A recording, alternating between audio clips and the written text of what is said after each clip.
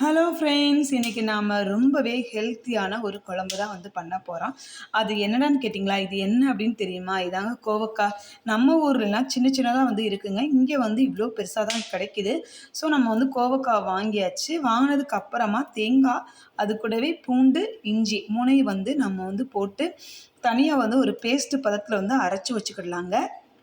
இத அரைச்சு நம்ம தனியாவே வச்சுருங்க. அதுக்கப்புறமா நாம கோவக்காய் எப்பயுமே பொரியலுக்குனா மட்டும் தான் ரவுண்ட் ரவுண்டா கட் பண்ணணும். இந்த மாரி குழம்புக்கு அப்படின்னா நீள நீளமா கட் பண்ணிக்கிறங்க. அப்பதான் குழையாம அந்த டேஸ்ட் மாறாம அப்படியே இருக்கும். தேவையானது தக்காளி, வெங்காயம் 2யும் கட் பண்ணி வச்சுக்கிறங்க. இப்போ நம்ம கடாய சூடு பண்ணியாச்சு. நீங்க எந்த எண்ணெய் யூஸ் பண்ணாலும் சரி, இந்த குழம்புக்கு நல்லெண்ணெய் யூஸ் பண்ணீங்க அப்படின்னா இன்னும் நல்லாயிருக்கும். இல்ல அப்படின்னா நீங்க எந்த எண்ணெய் சமையலுக்கு யூஸ் பண்றீங்களோ அதையே யூஸ் பண்ணிக்கிறங்க. எண்ணெய் சூடானதுக்கு அப்புறம் வெங்காயத்த போட்டுக்கலாம்.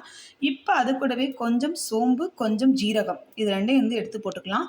சோம்பு கொஞ்சமாவும், ஜீரகம் கொஞ்சம் அதிகமாவும் போட்டுக்கிறங்க. அப்பதான் டேஸ்ட் நல்லாயிருக்கும். சோம்பு அதிகமா போட்டீங்க அப்படின்னா சோம்போடைய ஸ்மெல் ஓவரா இருக்கும். அதனால சோம்பு கொஞ்சமாவே போட்டு நல்லா வதக்கிக்கிறங்க. இப்போ நம்ம கருவேப்பிலை ஆட் பண்ண போறோம். கருவேப்பிலை எப்பவுமே ஃபர்ஸ்ட்டு போட்டோம் அப்படின்னா அது ரொம்ப கருகிரும். இந்த மாதிரி நம்ம வெங்காயம் வதங்குனதுக்கு அப்புறம் போட்டோம்னா அது கருகவும் செய்யாது. அதனுடைய மணமும் மாறாம இருக்கும். அதுக்காக தான் நான் இப்ப ஆட் பண்றேன். இப்ப நம்ம தக்காளிய ஆட் பண்ணிக்கலாம். தக்காளிய ஆட் பண்ணதுக்கு அப்புறமா இதுல கூடவே கொஞ்சம் நீங்க உப்பு சேர்த்துட்டீங்க அப்படின்னா நல்லா தக்காளி வெந்துரும். அது எல்லாருக்குமே தெரியும். இது நல்லா வேகணுங்க. எந்த அளவுக்கு அப்படின்னா அதாவது எண்ணெய் அது மேலே தெரியணும். அந்த அளவுக்கு நல்லா வதங்கணும். இப்போ பாருங்க நல்லா வதங்கிருச்சுங்க. பாருங்க எண்ணெய் பிரிஞ்சு நல்லா வந்துருச்சு. இந்த ஸ்டேஜ்ல நாம நறுக்கி அந்த கோவக்காய அதில ஆட் பண்ணிடலாங்க. ஏன்னா கோவக்காய் நம்ம ஆட் பண்ணும்போது இந்த தக்காளி ப்ளஸ் அதோடைய இது அது நல்லா இறங்கி கோவக்காய் கொஞ்சம் இதில வெந்துடும். இதை ஒரு 10 நிமிஷம் கிளறி விட்டதுக்கு அப்புறமா நம்ம மஞ்சத்தூள், அது கூடவே காரத்துக்கேற்ப மிளகாய் தூள் 2யும் ஆட் பண்ணிக்கலாம். நீங்க மல்லித்தூள் இதில ஆட் பண்ணாதீங்க. அந்த குழம்போட டேஸ்ட்டே மாறி போயிடும். இப்போ நம்ம 2யுமே ஆட் பண்ணதுக்கு அப்புறமா அத ஒரு கிளறி விட்டுட்டு, நம்ம அரைச்சு வச்ச அந்த பேஸ்ட் இருக்கு இல்லையா? அத இது கூட ஆட் பண்ணிடலாங்க.